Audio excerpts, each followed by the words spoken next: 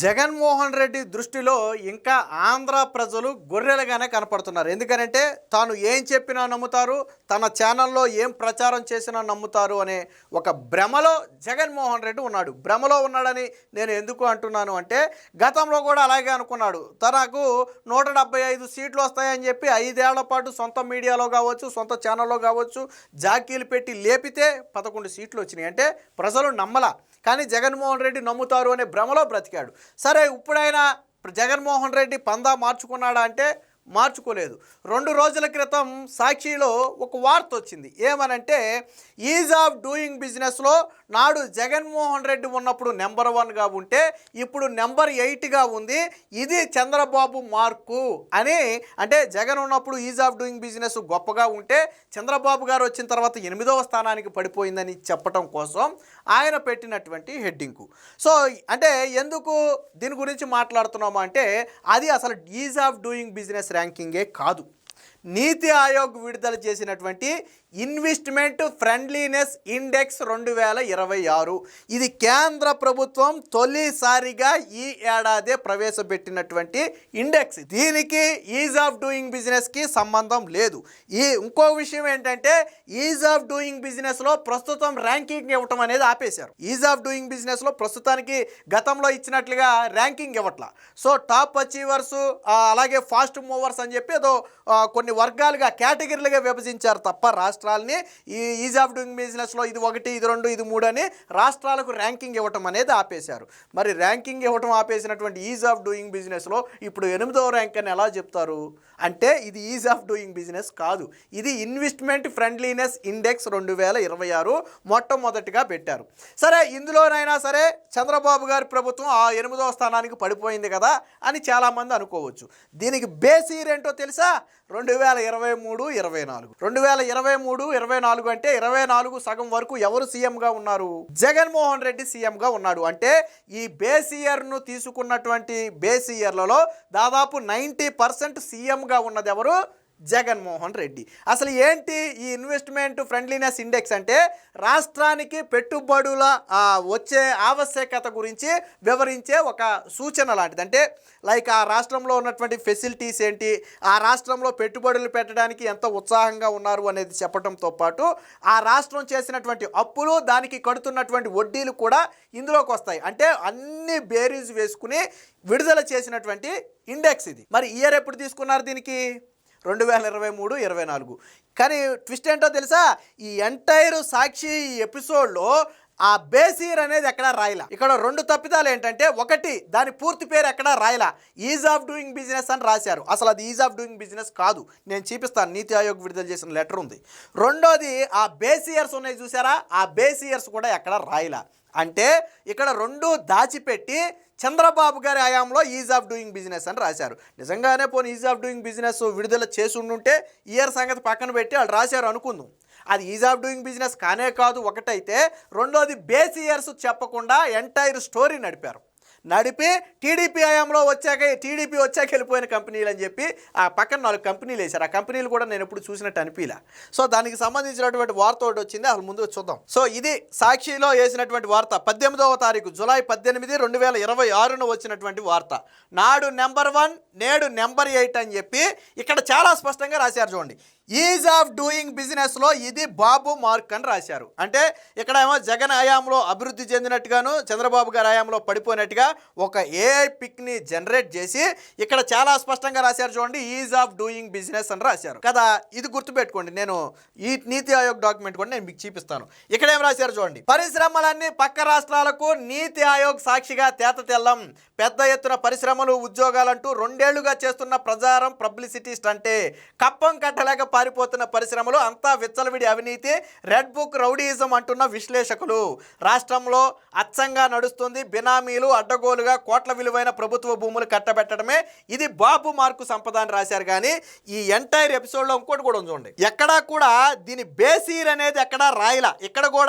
ఎక్కడా కూడా దీని బేసీర్ అని రాయకుండా 36 రాష్ట్రాలకు గాను గుజరాత్కి 56.6 వస్తే ఆంధ్రప్రదేశ్కు 48.7 వచ్చాయని చెప్పి రాసి చంద్రబాబు వచ్చిన తర్వాత వెళ్ళిపోయిన కంపెనీలని ఇక్కడ ఒక 4 కంపెనీలు పెట్టారు. ఏంటి? కోకో కోలా అంట, ఆజాద్ మొబిలిటీ అంట, జూపిటర్ అంట, జిన్ఫ్రా అంట, ఐస్పేస్ సాఫ్ట్వేర్ అంట. మరి ఈ ఒకవేళ నిజంగా జగన్ హయాంలో వచ్చుంటే ఎప్పుడు వచ్చినాయో నాకైతే ఐడియా లేదు. మరి ఈ పేర్లు కన్నా మీరు ఏమైనా విన్నట్టుగా ఉంటే మీరు చెప్పండి, నాకైతే ఐడియా లేదు. సో ఇది కదా. సో నేను ఇప్పుడు అసలు వాస్తవాలు నేను చూపిస్తా చూడండి. ఇది ఫస్ట్, ఇది నీతి ఆయోగ్ విడుదల చేసింది చూడండి. నీతి Aayog released A report on investment friendliness index. ఏంటి దీని పేరు? ఇన్వెస్ట్మెంట్ ఫ్రెండ్లీనెస్ ఇండెక్స్ కదా. ఇది కదా రాయాలి. ఈజ్ ఆఫ్ డూయింగ్ బిజినెస్ నేను ఇందాకే గుర్తుపెట్టుకోండి అని చెప్పా. ఈజ్ ఆఫ్ డూయింగ్ బిజినెస్ అని రాశారు. సో ఇది ఈజ్ ఆఫ్ డూయింగ్ బిజినెస్ కాదు. ఈజ్ ఆఫ్ డూయింగ్ బిజినెస్ అయితే ఈజ్ ఆఫ్ డూయింగ్ బిజినెస్ అని ఇక్కడే రాదు.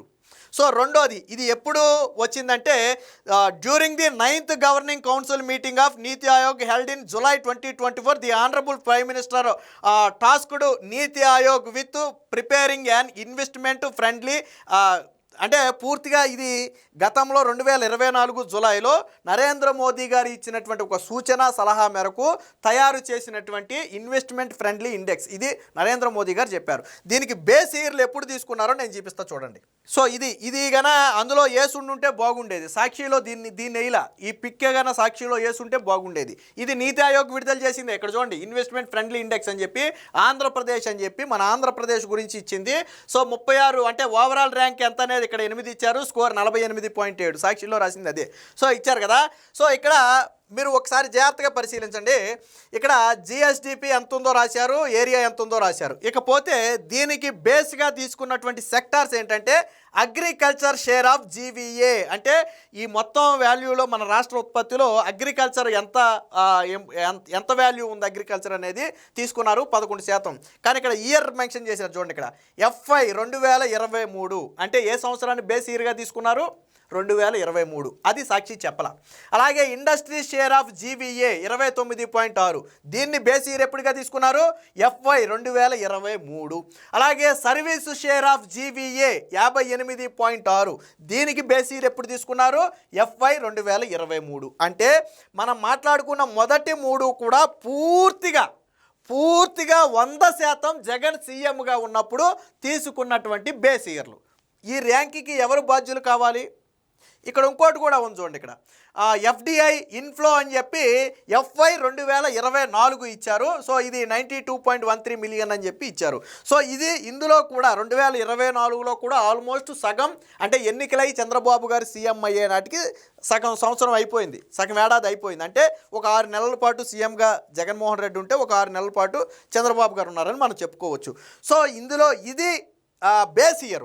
సో ఇక్కడ సాక్షిలో ఎక్కడా కూడా ఈ బేస్ ఇయర్ అనేది రాయలా. ఎక్కడా కూడా ఈ బేస్ ఇయర్ అనేది రాయలా. ఇప్పుడు ఈ వచ్చిన ఈ 8 ర్యాంకుకి ఎవరు బాధ్యులు?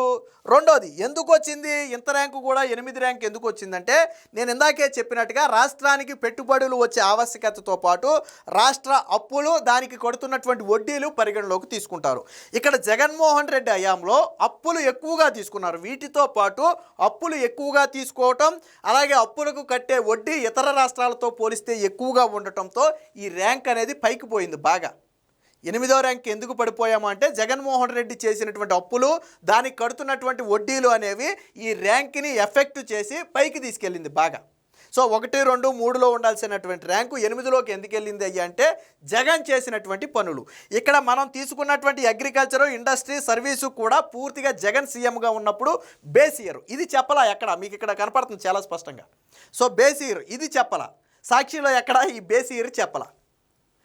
మొన్న కూడా చంద్రబాబు గారు ఈవెన్ రుణ వితరణ కార్యక్రమంలో నరసరావుపేటలో అనుకుంటా పాల్గొన్నప్పుడు నిర్మలా సీతారామన్ గారు ఉన్న మీటింగ్లో నిన్నగాక మొన్నే 2 days బ్యాక్ చెప్పారు ఆయన. జగన్మోహన్ రెడ్డి వడ్డీ 12 నుంచి 13% వడ్డీకి తెస్తే నిర్మలా సీతారామన్ గారి చొరవతో ఆ వడ్డీ శాతాన్ని 8 నుంచి 9% తగ్గించారు. అలా తగ్గించడం వల్ల రాష్ట్ర ఖజానాకు 1530 కోట్ల రూపాయలు ఒక ఏడాదికి వడ్డీ రూపంలో మనకు మిగులుతుంది. అందుకు నిర్మలా సీతారామన్ గారికి కృతజ్ఞతలు అని చెప్పి సభలో చెప్పారు. అంటే జగన్ అధిక వడ్డీకి తెస్తే చంద్రబాబు గారు ఆ వడ్డీ రేటులను కేంద్ర ప్రభుత్వ సహకారంతో తగ్గించే ప్రయత్నం చేయించుకున్నారు. దానివల్ల 1500 కోట్లు రాష్ట్రానికి ఆదాయం కూడా. సో అంటే ఈ పూర్తిగా ఈ ర్యాంకు మొత్తానికి బాధ్యత ఎవరు వహించాలి? జగన్మోహన్ రెడ్డి వహించాలి. సరే, ఇది ఇన్వెస్ట్మెంట్ ఫ్రెండ్లీ ఇండెక్స్ అయినా దీని ర్యాంకు బాధ్యత జగన్ వహించాలి, చంద్రబాబు గారు కాదు, జగన్మోహన్ రెడ్డి వహించాలి. కానీ జగన్ ఏమంటాడు? అసలు అది పేరేమో ఇన్వెస్ట్మెంట్ ఫ్రెండ్లీనెస్ ఇండెక్స్, అది దానేమో ఈజ్ ఆఫ్ డూయింగ్ బిజినెస్ అని రాస్తాడు. పైగా ఈ ర్యాంకుకి తీసుకున్నటువంటి బేస్ ఇయర్లు అనేది సాక్షిలో ఎక్కడా చెప్పరు. దీని గురించి మళ్ళీ అదే శాఖ మంత్రిగా గతంలో పనిచేసినటువంటి కోడిగుడ్డు మంత్రి అంటే మీ అందరికి ఐడియా ఉంది. సో అమర్నాథ్ కూడా మాట్లాడుతూ దీన్ని ఈజ్ ఆఫ్ డూయింగ్ బిజినెస్ అంటాడు. ఇది ఈజ్ ఆఫ్ డూయింగ్ బిజినెస్ కాదు. నీతి ఆయోగ్ చెప్పింది కదా, నేను ఇందా చూపించా కదా దాని పేరు. మరి ఎందుకు తప్పుదో పట్టించడం? సాక్షిలో రాసిన హెడ్డింగ్కి ఎలా రాశారు? ఎవరిని తప్పుదో పట్టించాలి అంటే ప్రజల గొర్రెలా? చాలామంది ఇంత డెప్త్గా ఆలోచించకపోవచ్చు. అది investment friendliness index, is of doing business చాలామందికి తెలియక నమ్మితే నమ్మొచ్చు చాలామంది. సో జగన్మోహన్ రెడ్డి ఉద్దేశం కూడా అదే, ప్రజలు గొర్రెలాగా నమ్ముతారు అనేదే జగన్మోహన్ రెడ్డి ఉద్దేశం. సో ఇది అంటే జగన్మోహన్ రెడ్డి చేస్తున్నటువంటి అసత్య ప్రచారాలకు ఇది ఒక పరాకాష్ట. ఆ బేస్ ఇయర్ ఏమో నువ్వు సీఎంగా ఉన్నప్పుడు తీసుకున్నారా? ఆ పేరేమో ఈజ్ ఆఫ్ డూయింగ్ బిజినెస్ కాదా? దానికి బాధ్యత వహించాల్సింది నువ్వైతే చంద్రబాబు మార్క్ అని చెప్పి చంద్రబాబు గారి పేరు పెడతావా? అసలు ఈజ్ ఆఫ్ డూయింగ్ బిజినెస్కి ఇప్పుడు ర్యాంకింగ్గా ఇవ్వటం ఆపేశారు కదా, కానీ నువ్వు దాన్ని ర్యాంకింగ్ ఉందని చెప్పి చెప్పటం. సో ఇది పూర్తిగా జగన్మోహన్ రెడ్డి ప్రజలను తప్పుదోవ పట్టించడమే. సాక్షిలో కావచ్చు, వైసీపీ కావచ్చు, లెగిస్తే నిత్యం అసత్య ప్రచారాలు చేస్తుంది అనడానికి ఇదొక ఉదాహరణ.